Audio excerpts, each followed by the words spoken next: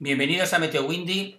Hoy quiero hacer un vídeo que os muestre la capa PM2.5 en windy.com, que es la que tenemos colocada ahora mismo en este vídeo. Como veis en el mapa, esta capa PM2.5 representa a las partículas en suspensión, que son los principales ingredientes de brumas, humos y polvos en suspensión, que presentan serios problemas para la calidad del aire. Es decir, esta capa representa uno de los factores que se tienen en cuenta a la hora de medir la contaminación del aire que hay en todo el planeta.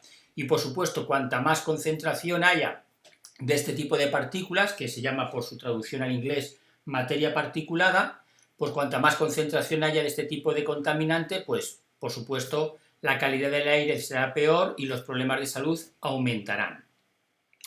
Esta capa, igual que la que vimos anteriormente del dióxido de nitrógeno, es una capa que nos la ofrece, como veis aquí abajo, Copernicus. Copernicus, como sabéis, ya lo estuvimos mencionando anteriormente, es un proyecto dirigido conjuntamente por la Agencia Espacial Europea y por la Unión Europea a través de su Agencia Europea del Medio Ambiente, que lo que pretende Copernicus es darnos información que sea lo más exacta y fiable posible de la mejora y de la gestión pues del medio ambiente, del cambio climático, de la seguridad civil. Tenéis más información sobre esta página web o sobre esta fuente, que es en la que se basa Windy, en otro vídeo que hicimos sobre el dióxido de nitrógeno. Vamos a hablar más detenidamente de estas partículas porque realmente son partículas muy peligrosas y de las cuales queremos hablar un poquito extensamente. Mirad, esta contaminación que se produce por este tipo de partículas forma parte de una serie de componentes muy importantes. Ácidos como por ejemplo nitratos y sulfatos. Está presente en el amoníaco, en el cloruro sódico, en los productos químicos orgánicos. Forma parte también o entraría en los metales pesados, que son partículas microscópicas muy pequeñas que están incluso en suspensión en el aire.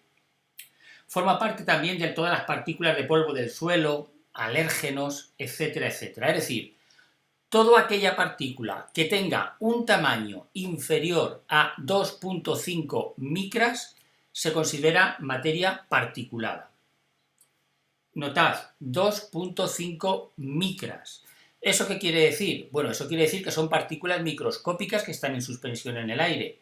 Para que os hagáis una idea del tamaño de estas partículas, un glóbulo rojo tiene 7 micras de tamaño. Y estas partículas son de 2,5 micras o inferiores. Por lo tanto, estas partículas, cuando hay muchas de ellas en concentración en el aire, pues pueden producir problemas serios de salud porque son partículas que no solamente pasan perfectamente todos los filtros que podamos tener, por ejemplo, en la nariz, laringe, etcétera, sino que estas partículas pueden llegar incluso a los alveolos pulmonares, incluso también al torrente sanguíneo. Por lo tanto, vemos la peligrosidad de este tipo de partículas de las cuales estamos hablando y que, como os he dicho, pues claramente ahí tenéis como prácticamente todo el planeta está lleno de este tipo de partículas. Veréis que cuando vemos esta capa que estamos ahora mismo en Windy, veremos que tiene un parecido bastante intenso, ¿no? O cerca de la capa de masa de polvo. Mirad, vamos a ver la capa de masa de polvo. Y si os dais cuenta, aquí simplemente se está tratando del polvo que hay en suspensión, sobre todo el polvo del desierto, como lo veis aquí. ¿Veis el polvo del desierto? En todas estas zonas donde hay desierto, por ejemplo aquí en el desierto de Namibia, también en la costa, como el viento sale hacia afuera y produce que el polvo salga hacia el mar. O aquí veis cómo los vientos, en este caso del noreste, llevan el polvo del desierto incluso hasta Venezuela y al Golfo de México, como estáis viendo, incluso hasta prácticamente América Central los está llevando hoy. Bueno, pues como veis, la capa de PM2.5 está estrechamente relacionada con las zonas donde hay mucho polvo en suspensión, como puede ser el polvo del desierto. Pero veréis que no es solamente el polvo del desierto el que produce esta contaminación, sino que hay otras zonas. Por ejemplo, aquí tenéis la zona de Países Bajos, Bélgica también, como hay claramente contaminación.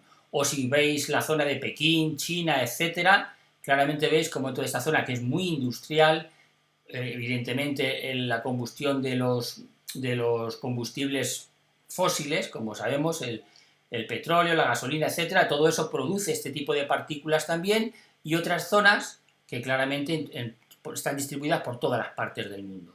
Luego, por lo tanto, son partículas que tenemos que tener mucho cuidado y que de hecho ya se sabe perfectamente los efectos que producen.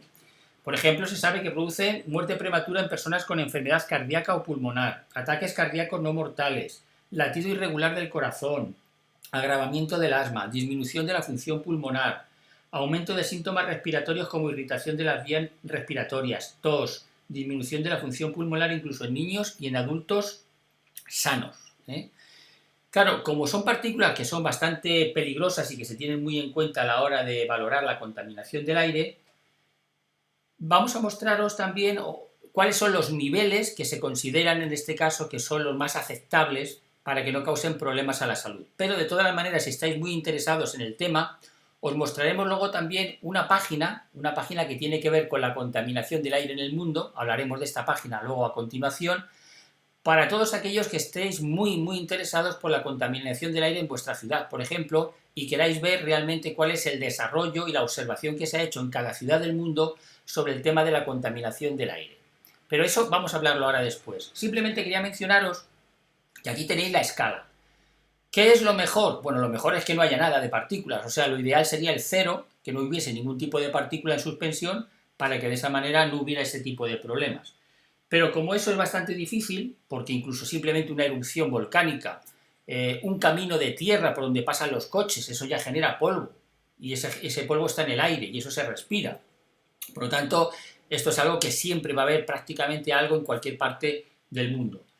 Entonces, la Organización Mundial de la Salud ha dictaminado que un nivel promedio anual máximo que debería de haber o que se debería de soportar sería 10 microgramos por metro cúbico. Es decir, la medida de la Organización Mundial de la Salud es este 10 que tenéis aquí, que sería el umbral, podríamos decir, máximo que se debería de alcanzar para que de esa manera se pudieran minimizar los efectos en la salud, teniendo en cuenta lo que producen esta serie de partículas.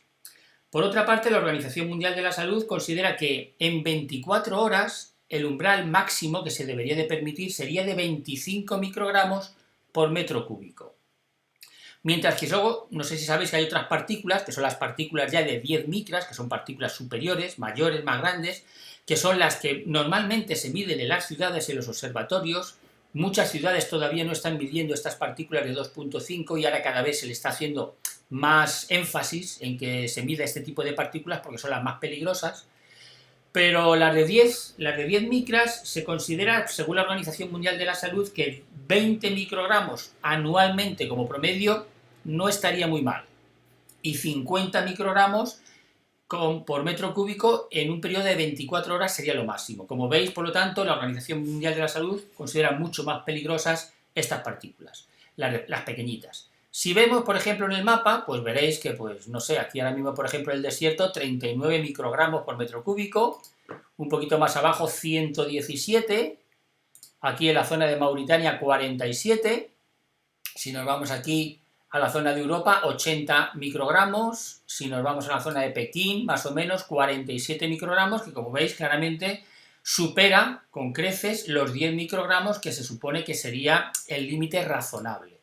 Pero veréis que hay muchas otras zonas del planeta que están seriamente afectadas por esta serie de partículas. Aquí veis que os tomo la zona de México, veréis que en la Ciudad de México también suele haber partículas de este tipo y lo vamos a analizar más detenidamente ahora en el mapa de contaminación del aire del mundo. Es decir, que lo que queremos mostraros es que este tipo de partículas, pues ahí las tenéis, en qué zonas del planeta normalmente hay más, podemos hacer una previsión para los próximos días, vais viendo aquí la línea del tiempo, cómo se van a ir desarrollando y en qué parte del planeta va a haber más o va a haber menos y podemos, como siempre hacemos con Windy, valorar en todo momento cuál es la situación en cualquier localidad.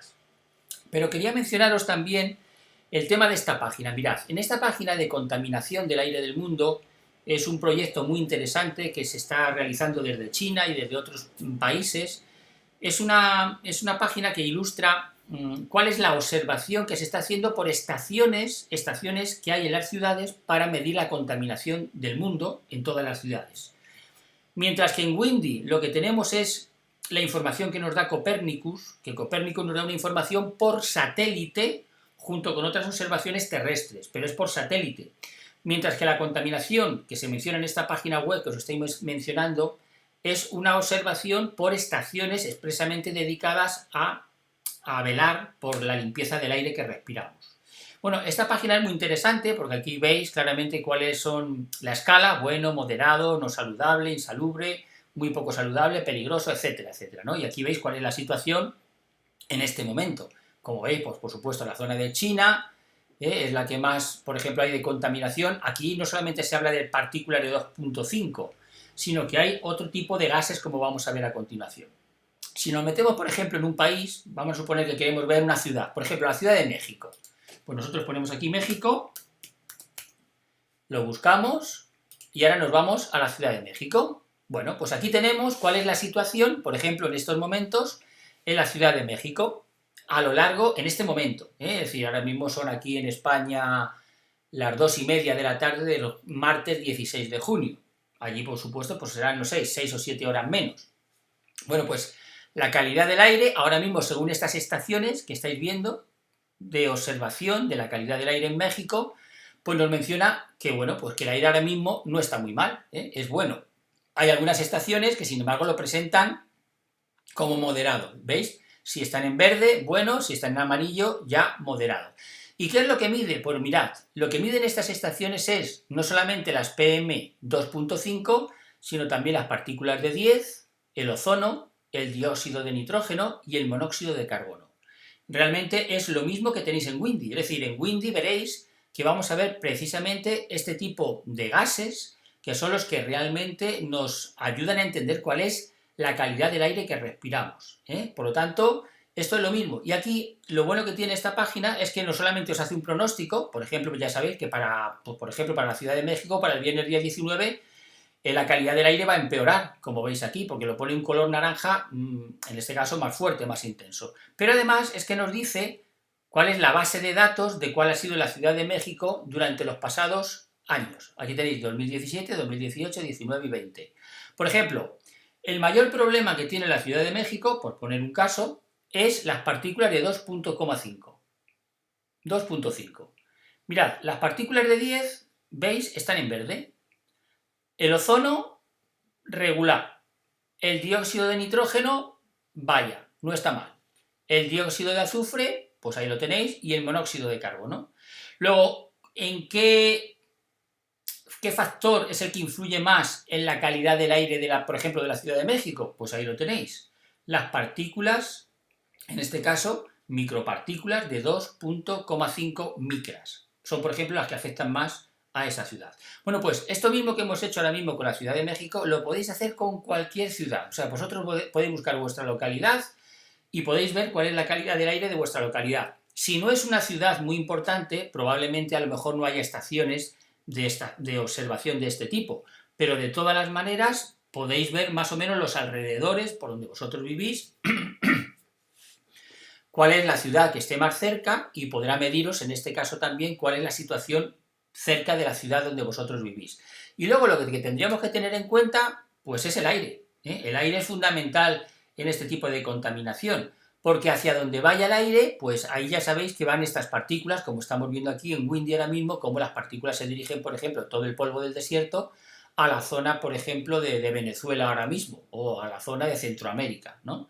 Es decir, que el viento va a ser una clave para saber hacia dónde van este tipo de partículas. Y bueno, esto es lo que más o menos queríamos enseñaros con relación a este mapa.